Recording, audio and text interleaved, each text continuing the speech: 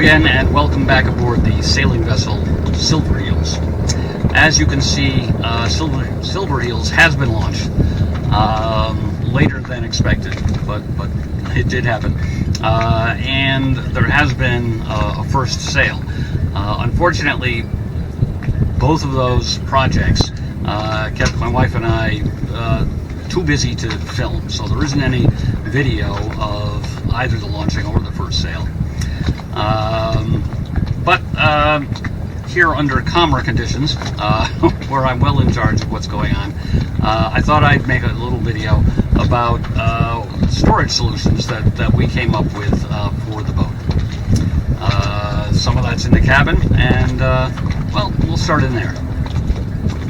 So there's already a full video on the installation of the Seahead composting toilet, which has still yet to be used. So we won't go over any part of that again. I just want to note that while there is certainly potential for some built-in storage behind the head, that's a project for some later date. We needed to get the boat in the water. Moving forward into the galley, pot covers were something we scratched our heads over for a while, and well, I googled pot cover storage and pretty quickly found this solution. So just some simple hooks to hold the pot covers, and they seem like they are out of the way. Here we have a letter organizer that was just kind of hanging around that we put to use for holding plates and pot holders and a few other odds and ends. We decided on a magnetic strip to hold cutting knives, paper towels. Back on the shelf, we've got mostly a lot of cooking supplies. We haven't done any cooking on the boat yet, but, well, we're prepared when that day comes. And we are hoping that it will come. And also there's some cups up there and other stuff that was looking for a home. Down at the counter level, behind the mirrored sliding door, we've mostly got some short things. And we've used some bins to help organize those.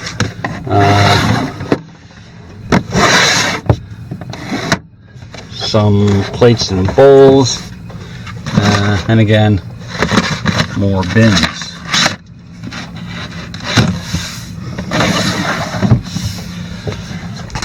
So I managed to install both a fixed VHF radio and a portable one, belt and suspenders again,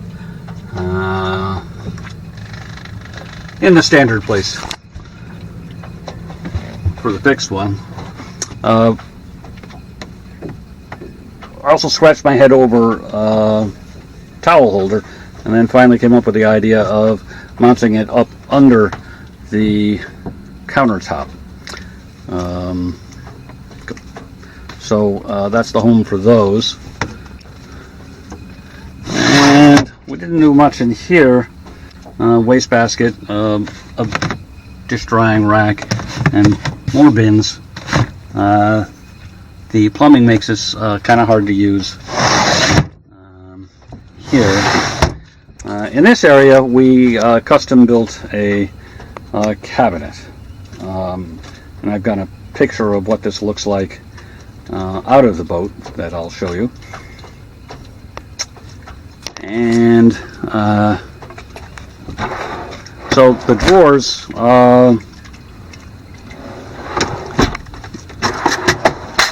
are as deep as the hull will allow them to be. So they're deeper on the top than the bottom. So we had cutlery and similar items in the top two shallow drawers. A deep drawer was specifically sized to hold a frying pan, a pot, and a tea kettle, and then also had space for some bowls and utensils. The bottom drawer is largely unused at the moment. We kind of intend to primarily use that for food, but we'll have to see how that goes.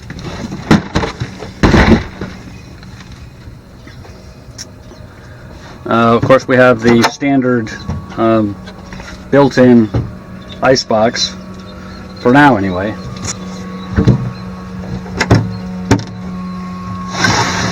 And the drawers have a little bit of catch to them, but whether that would be enough to keep them from opening themselves on a port tack, or would that be a starboard tack? Those nautical terms are still eluding me.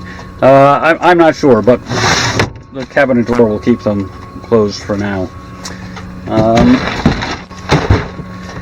In the space aft of the ice box, we found a place to put some trays and a dish pan that kind of pops up and then folds down. There was some hard to use space that was kind of goes back under the cockpit here, and so I built a little box for that, and in that I've got another box, and in that I've got some emergency type equipment. I'm not sure that's the best use. Under the step, of course, we've got the drawer that Stan provides. So we have the stove in there, cooktop, table legs, a few other items. Now, there's some additional space available in here, and to make use of it, I did a little more construction. So here's kind of a sliding shelf that happens to hold the MapTech chart book. It's like it was sized perfectly for it, so that's the home for that. And then there's another drawer on slides. We got some manuals,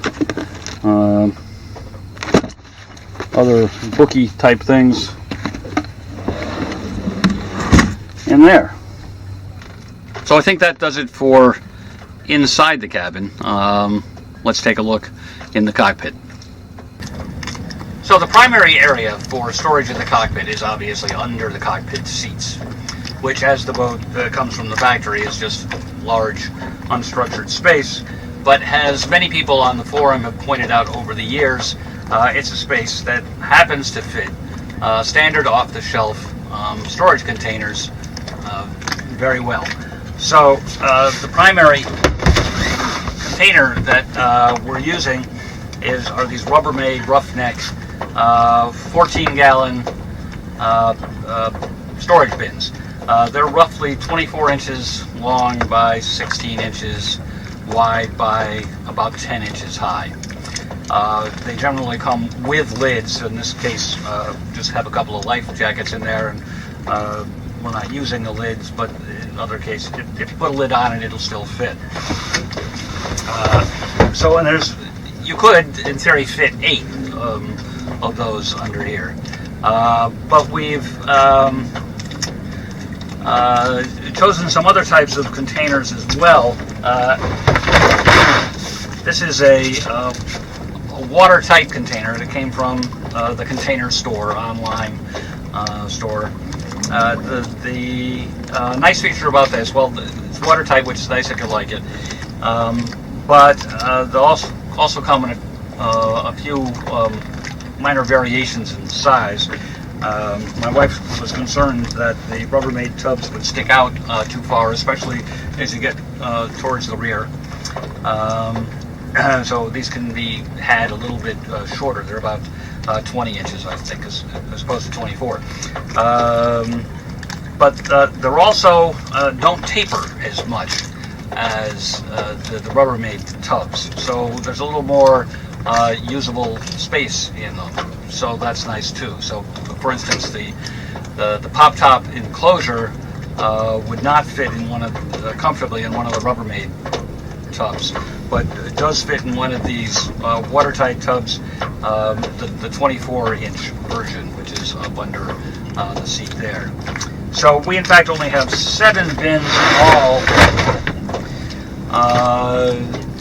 containing things like dock lines, life preservers, as you saw. That was a little grill in that one.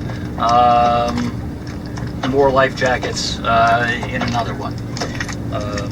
But the final place is back here. The Mercury engine that I have has a 3-gallon gas tank, and 2 of those will fit in the last space here, taking up the last of the room. So that all worked out extremely well. But that's not the end.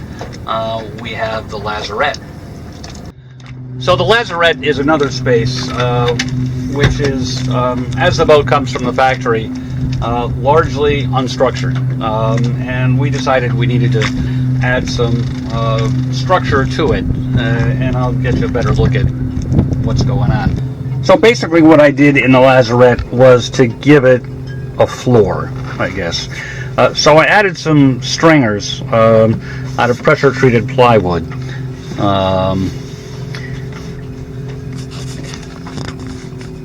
Which was a little finicky getting the shape right, and I made some templates and well, fiddled until I got it.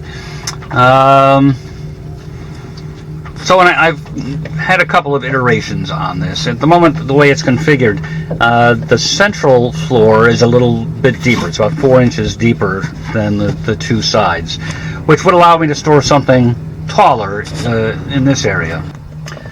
The area can also be configured so that the floor is flush all the way across, and this piece can be removed, and that gives you some potential for storage underneath, and also there isn't this hole to collect things in. So we could go either way. I'm not sure how it's going to work out. So we have some more of those ubiquitous Rubbermaid bins being on the sides here. We've got anchor and anchor road to starboard. On both sides, we've got the tailor-made low freeboard fenders that everyone recommends for the Rhodes 22. So they fit there pretty well. Over there we've got another anchor road. That happens to be deployed in a 2-gallon bucket from the paint department from Home Depot. So there's 200 feet of 3/8 rope and 10 feet of 1/4-inch chain, and it fits in that bucket rather nicely. And I drilled a hole for the bitter end to come out the bottom of the bucket. So we'll see how that works. Also, this is a standard small size anchor road bag from West Marine, which is way too big for a Rhodes 22. But we'll play around with both of those. We haven't anchored yet either. And at the moment, I've just got a box here that I'm using as a toolbox. And that is the Lazarette. So, those are some of our solutions for storage on a Rhodes 22.